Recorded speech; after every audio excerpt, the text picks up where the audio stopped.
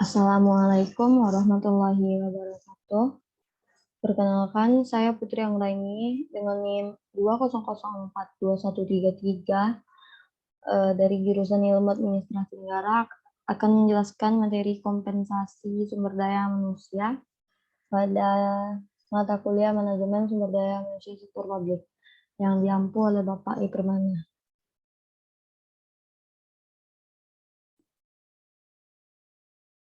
Kompensasi.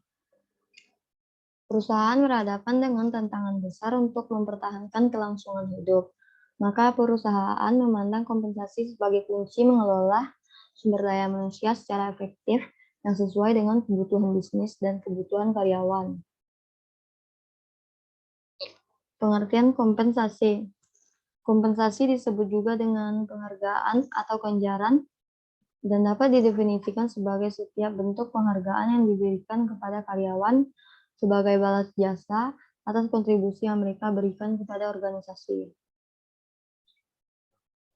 Tujuan dari kompensasi ini adalah yang pertama, untuk mendapatkan karyawan yang berkualitas. Organisasi saling bersaing di pasar tenaga kerja untuk mendapatkan karyawan yang berkualitas dan memenuhi standar yang diminta organisasi. Oleh karena itu, untuk menarik calon karyawan masuk dalam organisasi harus merangsang calon-calon pelamar dengan tingkat kompensasi yang cukup kompetitif dengan tingkat kompensasi organisasi lain. Yang kedua yaitu untuk mempertahankan karyawan yang sudah ada. Dengan adanya kompensasi yang kompetitif, organisasi dapat mempertahankan karyawan yang potensial dan berkualitas untuk tetap bekerja.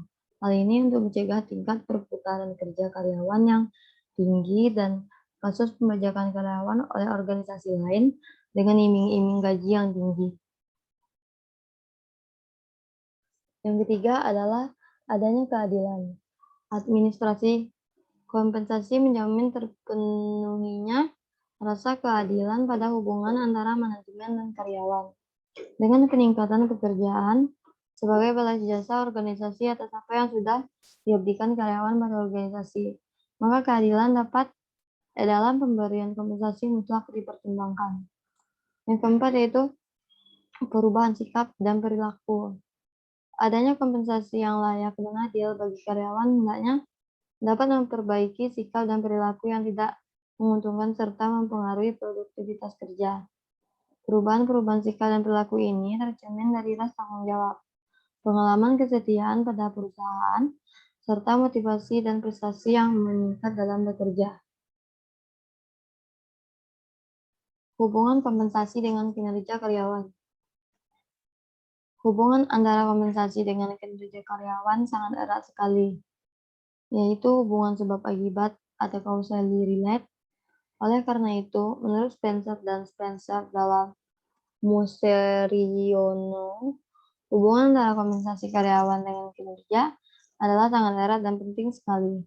Relevansinya ada dan kuat. Bahkan karyawan apabila ingin meningkatkan kinerja, seharusnya memiliki kompetensi yang sesuai dengan tugas pekerjaannya.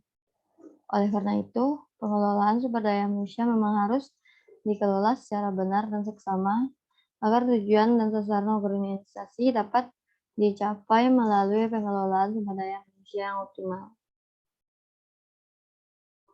Hanya itu materi yang dapat saya sampaikan. Terlebih dan terkurang saya mohon maaf. Wabillahi taufiq wal hidayah. Wassalamualaikum warahmatullahi wabarakatuh.